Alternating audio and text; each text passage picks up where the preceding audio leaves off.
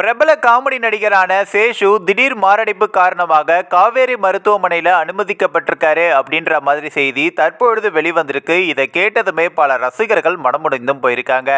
அதாவது விஜய் டிவியில் ஒளிபரப்பான லொல்லு சபா நிகழ்ச்சியின் மூலம் காமெடியனாக அறிமுகமாகி பிரபலம் அடைந்தவர் தான் சேஷு.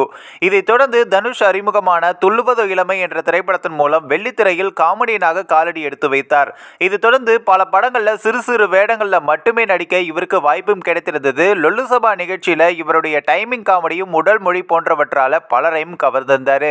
நடிகர் சந்தானம் இவர் மீது மிகுந்த மரியாதை வைத்துள்ளதால் தொடர்ந்து தன்னுடைய படங்கள்ல கவனிக்கப்படும் கதாபாத்திரங்களை தொடர்ந்து கொடுத்துட்டு இருந்தாரு. அதே போல சமீபத்தில் சந்தான நடிப்பில் வெளியான வடக்குப்பட்டி ராமசாமி படத்திலும் இவரின் காமெடி காட்சிகள் பல ரசிகர்களையும் கவர்ந்திருந்தது. சின்ன திரையிலும் வெள்ளித்திரையிலும் லட்சக்கணக்கில் சம்பாதிக்கவில்லை என்றாலும் 10க்கும் மேற்பட்ட ஏழை பெண்களுக்கு திருமணமும் செய்து வைத்திருக்காரு. அது மட்டுமில்லாம சமீப காலமாகவே அவ்வப்போது உடல்நலக் குறைவால இவர் அவதிப்பட்டு வந்த நிலையில நேற்றைய தினம் இவருக்கு திடீர் மாரடைப்பு ஏற்பட்டிருக்கு. இதைத் தொடர்ந்து சென்னை காவேரி மருத்துவமனையில் அனுமதிக்கப்பட்டிருக்காரு. இவருக்கு தொடர்ந்து மருத்துவர்கள் சிகிச்சை அளித்து வருகின்றனர் அப்படின்னும் விரல் சேற்று பூரணம் நலம் பெற ரசிகர்கள் தங்களுடைய வாழ்த்துக்களையும் தெரிவித்து வராங்க. பல ரசிகர்களுக்கு இது பெரும் அதிர்ச்சியும் ஏற்படுத்தியிருக்கு.